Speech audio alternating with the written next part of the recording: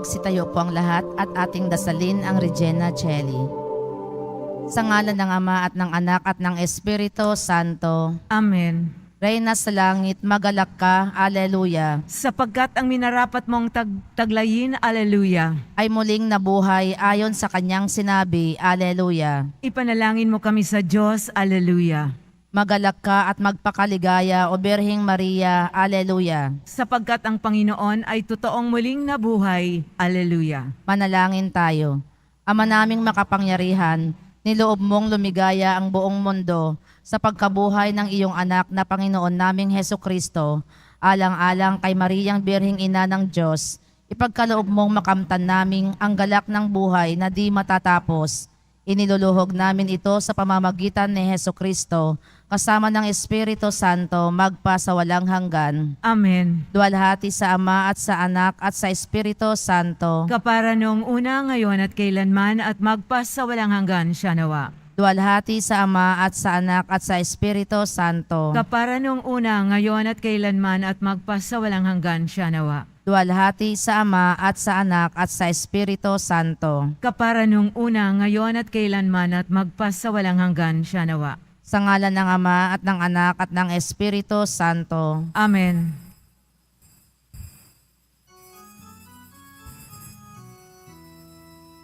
Magalak tayo lahat, si Hesu Kristo'y nabuhay, nanaig sa kamatayan. Alleluia, Alleluia.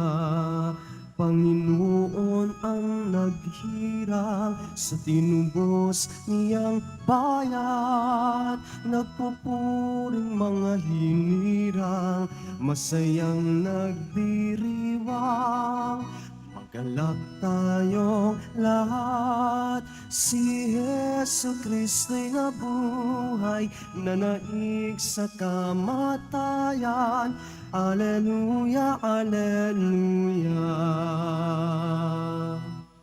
Simulan po natin ang banal na pagdiriwang sa ngalan ng Ama at ng Anak at ng Espiritu Santo. Amen. Ang pagpapala ng ating Panginoong Jesucristo, ang pag-ibig ng Diyos Ama, at ang pakipagkaisa ng Espiritu Santo naway sumainyong lahat.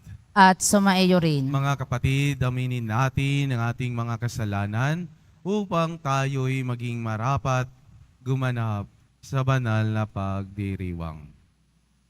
Inaamin ko sa makapangyarihang Diyos at sa inyo mga kapatid na lubha akong nagkasala sa isip, sa salita at sa gawa at sa aking pagkukulang.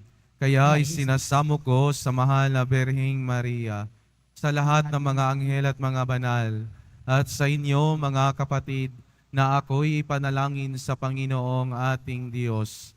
Kaawaan tayo ng makapangyarihang Diyos. Patawarin tayo sa ating mga kasalanan at patnubayan tayo sa buhay na walang hanggan. Amen. Panginoon, kaawaan mo kami. Panginoon, kaawaan mo kami. Kristo, kaawaan mo kami. Kristo, kaawaan mo kami. Panginoon, kaawaan mo kami. Panginoon, kaawaan mo kami. Manalangin tayo. Ama naming nasa langit, nililiwanagan mo ang iyong maasahang ilaw, ang mga naliligaw na iyong pinababalik sa daan para ikaw ay matagpuan.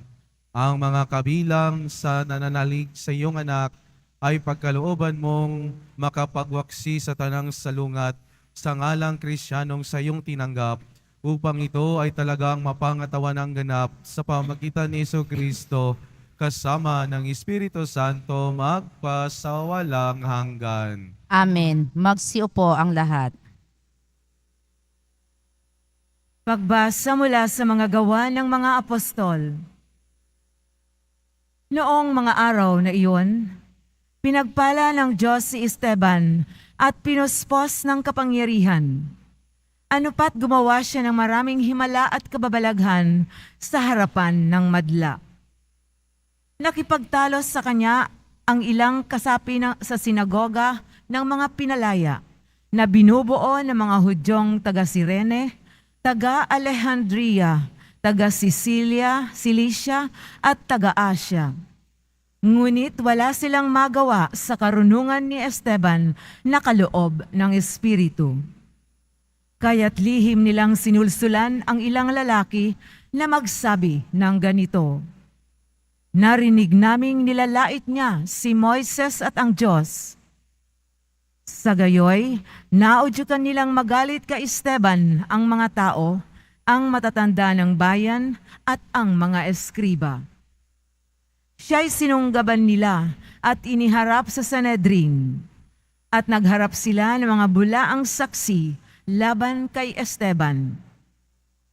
Ang taong ito, wika nila, ay walang tigil sa pagsasalita laban sa banal na templo at sa kautusan ni Moises. Narinig naming sinasabi niya na ang templo'y gigibain nitong Jesus na taga Nazaret na ito at papalitan ang mga kaugaliang ipinamana sa atin ni Moises. Tinitigan si Esteban ng lahat ng nakaupo sa Sanhedrin at nakita nila na ang kanyang mukha'y parang mukha ng anghel. Ang salita ng Diyos. Salamat sa Diyos. Mapalad ang sumusunod sa utos ng poong Diyos. Mapalad ang sumusunod sa utos ng poong Diyos.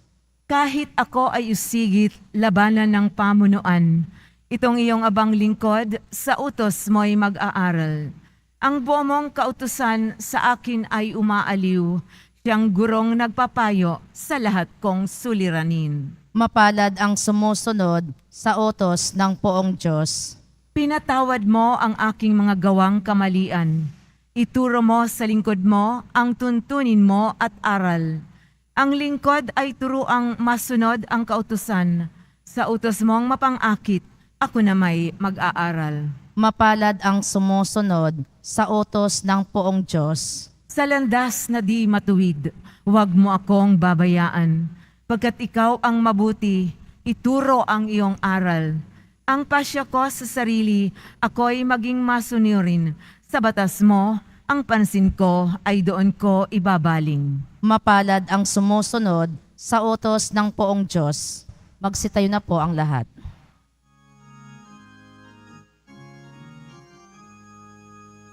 Alleluia, alleluia,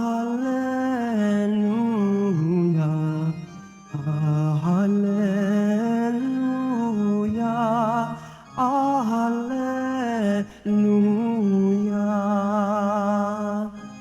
Ang tao ay nabubuhay sa salita ng may kapal na pagkain kaniyang bigay. Alleluia, alleluia,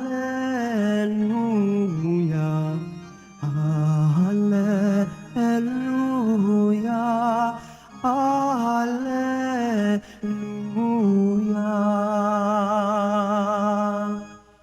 Sumainyo ang Panginoon. At sumaiyo rin. Ang mabuting balita ng Panginoon ayon kay San Juan. Papuri sa iyo, Panginoon. Kinabukasan, nakita ng mga taong nanatili sa ibayo ng lawa na naroon pa ang isang bangka. Alam nilang si Jesus ay hindi kasama ng mga alagad sapagkat ang mga ito lamang ang sumakay sa bangka at umalis. Dumating naman ang ilang bangkang galing sa Tiberias at sumadsad sa lugar na malapit sa kinainan nila ng tinapay matapos magpasalamat ang Panginoon. Nang makita ng mga tao na wala na roon si Jesus ni ang kanyang mga alagad, sila'y sumakay sa mga bangka at pumunta rin sa Kapernaum upang hanapin si Jesus. Nakita nila si Jesus sa ibayo ng lawa at kanilang tinanong, "Rabay, kailan pa kayo rito?" Sumagot si Jesus, "Sinasabi ko sa inyo, hinahanap ninyo ako, hindi dahil sa mga kababalaghang nakita ninyo, kundi dahil sa nakakain kayo ng tinapay at nabusog. Gumawa kayo hindi upang magkaroon ng pagkaing nasisira, kundi upang magkaroon ng pagkaing hindi na nasisira at nagbibigay ng buhay na walang hanggan. Ibibigay ito sa inyo ng anak ng tao, sapagkat siya ang binigyan ng kapangyarihan ng Diyos Ama. Kaya't siya'y tinanong nila, ano po ang dapat naming gawin upang aming maganap ang kalooban ng Diyos? Ito ang pinagagawa sa inyo ng Diyos. Manalig kayo sa sinugo niya, tugon ni Jesus. Mga kapatid, ang mabuting balita ng Panginoon. Pinupuri ka namin, Panginoong Heso Kristo. Magsiupo ang lahat. Isang mapagpalang umaga po sa inyong lahat. Pakibati po ng iyong mga katabi na isang magandang umaga. Isa sa mga dulot ng pagkabuhay ng ating Panginoon ay kapayapaan. Kaya nga po kung kahapon po ay nakapagsimba kayo, sinasabi niya sa kanyang mga alagad na kung saan ang kanyang mga alagad ay para bang hindi na alam kung ano ang gagawin at para bang ang kanyang mga alagad ni Jesus ay nawalan ng pag-asa. At sa kabila ng kawalan ng pag-asa, si Jesus ay nagpakita sa kanilang harapan at ang sabi, suma sa inyo ang kapayapaan. At doon din nanumbalik ang pag-asa ng mga alagad ni Jesus. At ganito po sa buhay natin na sa kabila ng kawalan, may mga pagkakataon sa ating buhay na nawawalan tayo ng pag-asa dahil sa karami ng sakit, pagsubok sa buhay, to the point na hindi mo na alam kung ano ang gagawin mo, ano ang mangyayari sa iyo kinabukasan. Huwag po tayong mawalan ng pag-asa, mga kapatid. Huwag sumuko dahil sa pagkabuhay ng ating Panginoon, bibigyan niya tayo ng kapayapaan. At sa kaniyang pagkabuhay, mararanasan natin ang pag-asa at tunay na kapayapaan. Sa Ebanghelyo po natin ngayon, marami po ang sumunod sa ating Panginoon. At sinabi dito ni Jesus sa mga tao na gustong sumunod sa Kanya, gumawa kayo ng mga bagay na hindi nasisira at nagbibigay buhay na walang hanggan. Kaya po itong hamon sa atin ng ating Panginoon na sa pagsunod natin sa Kanya, gawin natin yung mga bagay na naayon sa Kanyang kalooban. Yung mga bagay na magdadala sa atin sa buhay na walang hanggan. Kaya nga po sa araw-araw, pag sumikapan mo na magpakabuti, piliin mong magpakabuti na sa kabila ng iyong mga kahinaan. Nandoon na yung pagsisikap na magpakabuti. Pangalawa, pag sumikapan din niyo po na maging tapat sa kanyang mga utos at turo. At higit sa lahat, sa araw-araw, piliin po natin ang paggawa ng kabutihan at pag-iwas sa kasamaan. Ito yung mga bagay na magdadala sa atin o yung mga bagay na tinutukoy ni Jesus sa Ebanghelyo na magbibigay buhay na hindi masisira. At sa bandang huli ng Ebanghelyo, sinabi ni Jesus, sinabi ng mga tao, ano po ang aming gagawin para makamit ito? Sinabi ni Jesus, manalig kayo sa sinugo ng Ama. Ang ibig sabihin, manalig tayo kay Jesus, sa poong Jesus Nazareno. Dahil walang makakapunta sa Ama, kundi sa pamamagitan ng pananalig natin kay Jesus. Kaya po mga kapatid, pagsumikapan natin na sa araw-araw na binigay sa atin ng Diyos na kalakasan, pagsumikapan natin na magpakabuti araw-araw, maging tapat sa kanyang mga utos sa turo, at higit sa lahat, ang pag-iwas sa tukso at kasamaan. Itong mga bagay na ito ang magdadala sa atin sa buhay na walang hanggan. Amen. Magsitayo na po ang lahat.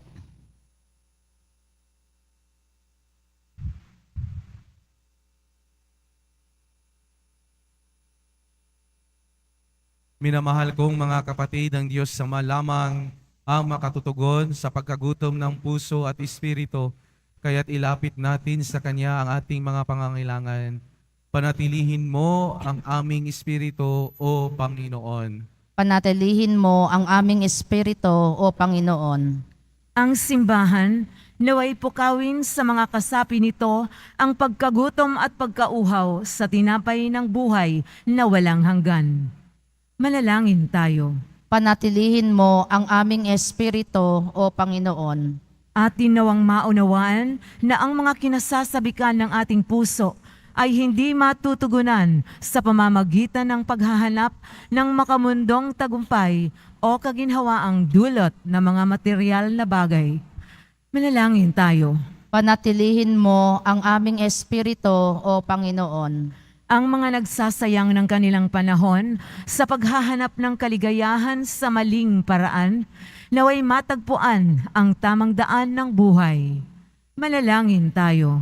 Panatilihin mo ang aming espiritu, O Panginoon. Ang mga may sakit, naway makatanggap ng ginhawa at paglingap mula sa mga nangangalaga sa kanila.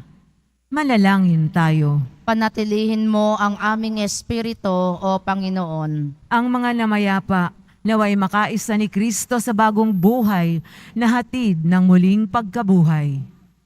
Manalangin tayo. Panatilihin mo ang aming espiritu, O Panginoon. Itaas natin sa Panginoon ang ating mga pansariling kahilingan. Ama naming makapangyarihan, ipinagkaloob mo sa amin ang tinapay mula sa langit bilang pagkain para sa aming paglalakbay. Patnubayan mo ang aming mga hakbang patungo sa daan ng katarungan at kapayapaan. Hinihiling namin ito sa pamamagitan ni Kristo na aming Panginoon. Amen. Magsiupo ang lahat.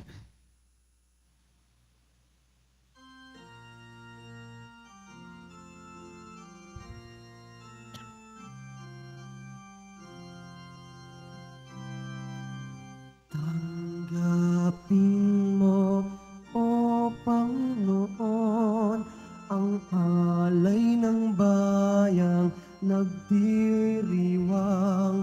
Puhunan mong bigay ang alak at tinapay, handog ng pagkabuhay. Tanggapin mo, O Panginoon, ang alay ng bayang nagdiriwang. Puhunan mong bigay ang alak at tinapay, handog ng pagkabuhay. Magsitayo na po ang lahat. Manalangin kayo mga kapatid upang ang paghahain natin ay kalugdan ng Diyos samang makapangyarihan. Tanggapin nawa ng Panginoon itong paghahain sa iyong mga kamay sa kapurihan niya at karangalan sa ating kapakinabangan at sa buong sambayanan niyang banal.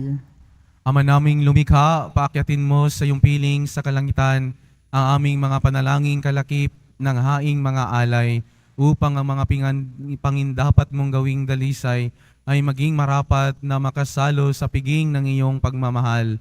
Sa pamamagitan ni Jesucristo kasama ng Espiritu Santo magpasawalang hanggan. Amen. Sumainyo ang Panginoon. At sumaiyo rin. Itaas sa Diyos ang inyong puso at diwa. Itinaas na namin sa Panginoon. Pasalamatan natin ang Panginoong ating Diyos. Marapat na siya ay pasalamatan. Ama naming makapangyarihan, tunay ngang marapat na ikaw ay aming pasalamatan.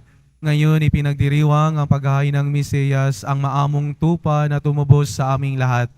Naghahaing walang humpay ang anak mong minamahal upang magkakasalo-salo ang tanan sa piging ng iyong buhay.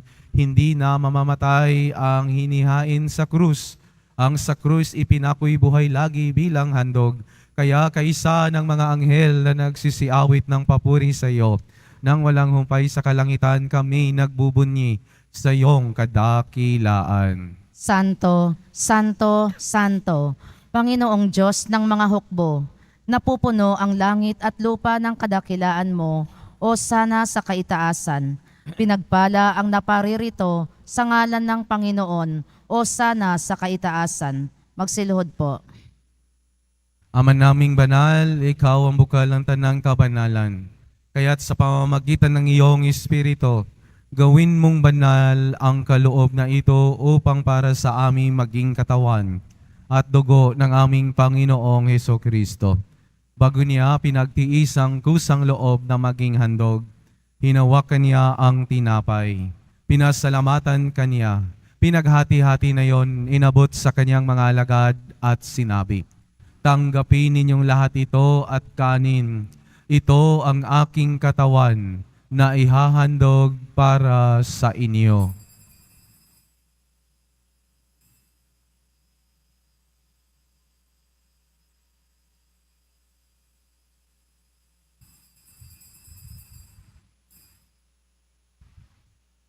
Gayon din naman, nung matapos ang hapunan, hinawakan niya ang kalis. Muli kaniyang pinasalamatan. Inabot niya ang kalis sa kanyang mga alagad at sinabi, "Tanggapin ninyong lahat ito at inumin. Ito ang kalis ng aking dugo, ng bago at walang hanggang tipan.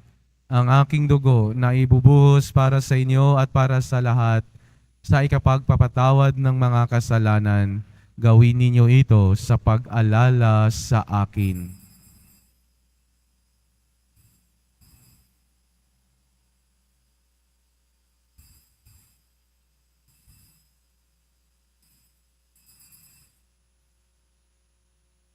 Magsitayo na po ang lahat. Ipagbunyi natin ang misteryo ng pananampalataya. Si Kristo'y namatay, si Kristo'y nabuhay, si Kristo'y babalik sa wakas ng panahon. Ama, ginagawa namin ngayon ang pag-alala sa pagkamatay at muling pagkabuhay ng iyong anak. Kaya tinialay namin sa iyo ang tinapay na nagbibigay buhay at ang kalis na nagkakaloob ng kaligtasan. Kami nagpapasalamat dahil kami iyong minarapat na tumayo sa harap mo para maglingkod sa iyo. Isinasamo namin kami magsasalo-salo sa katawan at dugo ni Kristo ay mabuklod sa pagkakaisa ng Espiritu Santo. Ama, lingapin mo ang iyong simbahang laganap sa buong daigdig. Puspusin mo kami sa pag-ibig kaisa ni Francisco na aming Papa at ni Jose na aming Obispo at ng Tanang Kaparian. Alalahanin mo rin ang mga kapatid naming nahimlay nang may pag-asang sila'y muling mabubuhay, gayon din ang lahat ng mga pumanaw. Kaawaan mo sila at patuloyin sa iyong kaliwanagan. Kaawaan mo at paghindapatin kaming lahat na makasalo sa iyong buhay na walang wakas. Kaisa ng mahal na Birheng Maria na Ina ng Diyos, ng kabiyak ng puso niyang si San Jose, kaisa ng mga apostol ni San Juan Bautista, at ng lahat ng mga banal na namuhay dito sa daigdig ng kalugod-lugod sa iyo, maipagdiwang nawa namin ang pagpupuri sa kararangal mo sa pamamagitan ng iyong anak na aming Panginoong Hesukristo. Sa pamamagitan ni Kristo, kasama niya at sa Kaniya, ang lahat ng parangal at papuri ay sa iyo, Diyos samang makapangyarihan kasama ng Espiritu Santo, magpasawalang hanggan. Amen. Sa tagubilin ng mga nakagaling na utos sa turo ni Jesus na Panginoon natin at Diyos, ipahayag natin ang lakas loob. Ama namin, sumasalangit ka, sambahin ang ngalan mo, mapasa amin ang kaharian mo, sundin ang loob mo dito sa lupa para nang sa langit. Bigyan mo kami ngayon ng aming kakanin sa araw-araw at patawarin mo kami sa aming mga sala para ng pagpapatawad namin sa nagkakasala sa amin, at huwag mo kaming ipahintulot sa tukso, at iadya mo kami sa lahat ng masama. Hinihiling namin kami adya sa lahat ng masama, pagkalooban ng kapayapaan araw-araw, iligtas sa kasalanan, at ilayos sa lahat ng kapahamakan samantalang aming pinananabikan ang dakilang araw ng pagpapahayag ng tagapagligtas naming si Hesu Kristo. Sapagkat iyo ang kaharian at ang kapangyarihan at ang kapurihan magpakailanman. Amen. Panginoong Kristo, sinabi mo sa iyong mga apostol, kapayapaan ang iniiwan ko sa inyo. Ang aking kapayapaan ang ibinibigay ko sa inyo. Tunghayan mo ang aming pananampalataya at huwag ang aming mga pagkakasala. Pagkalooban mo kami ng kapayapaan at pagkakaisa ayon sa iyong kalooban, kasama ng Espiritu Santo magpasawalang hanggan. Amen. Ang kapayapaan ng Panginoon ay laging sumainyo. At sumaiyo rin. Magbigayan kayo ng kapayapaan sa isa't isa. Kordero ng Diyos na nag-aalis ng mga kasalanan ng sanlibutan, maawa ka sa amin. Kordero ng Diyos na nag-aalis ng mga kasalanan ng sanlibutan, maawa ka sa amin. Kordero ng Diyos na nag-aalis ng mga kasalanan ng sanlibutan, ipagkaloob mo sa amin ang kapayapaan. Magsilhod po.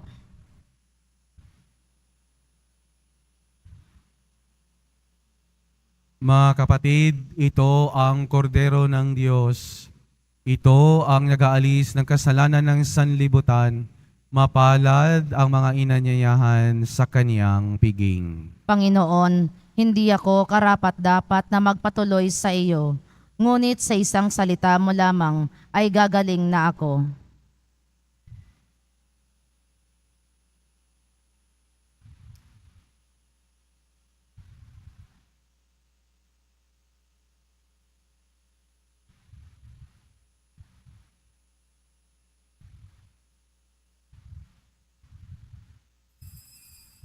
Para sa lahat ng tatanggap ng banal na komunyon, sasagot po tayo ng amen.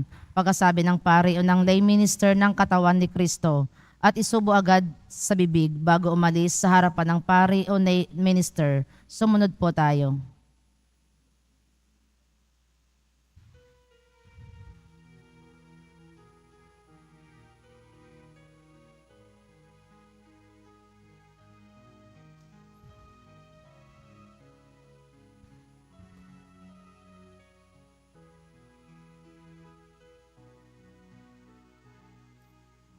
Alam kong nasa tabi kita,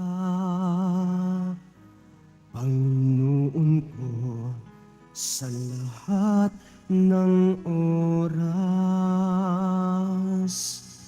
Kamay mo ang siyang nag-iingat sa akin, di ko maabot. Karunungan mo angkin.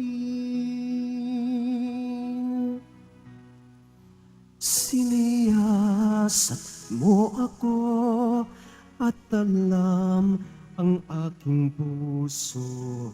Walang maililihim sa'yo sa aking gawa.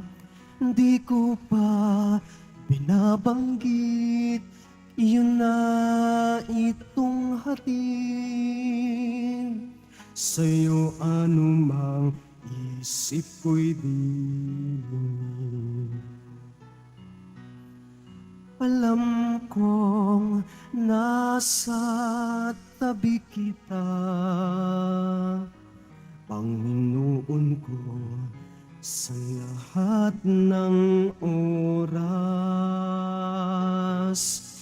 Kamay mo ang siyang nag-iingat sa akin, di ko maabot. Karunungan mo angkin.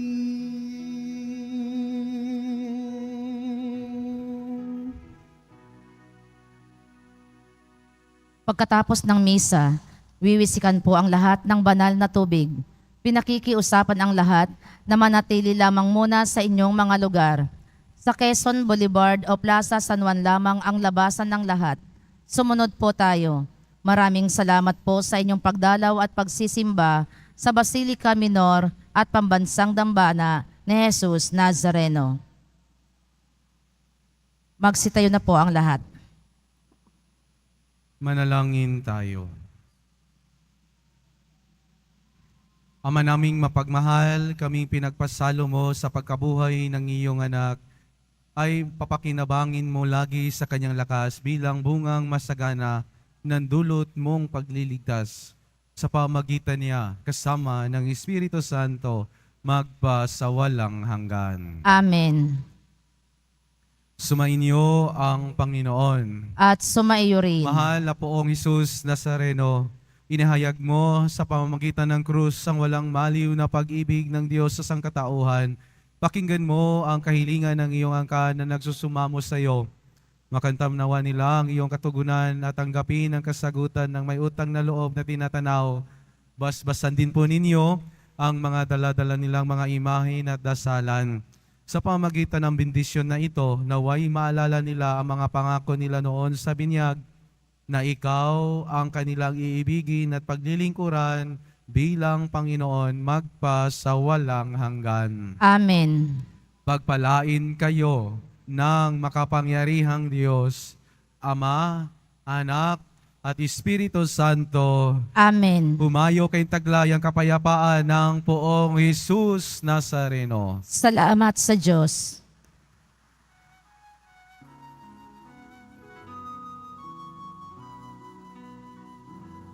Nuestro Padre Jesus Nazareno, sinasamba ka namin. Pinipintungo ka namin. Aral mo ang aming buhay at kaligtasan. Nuestro Padre Jesus Nazareno, iligtas mo kami sa kasalanan. Ang krus mong kinamatayan ay sagisag ng aming kaligtasan. Nuestro Padre Jesus Nazareno, dinarangal ka namin. Nuestro Padre Jesus Nazareno, nilulwalhati ka namin. Nuestro Padre Jesus Nazareno, dinarangal ka namin. Nuestro Padre Jesus Nazareno, nilulwalhati ka namin.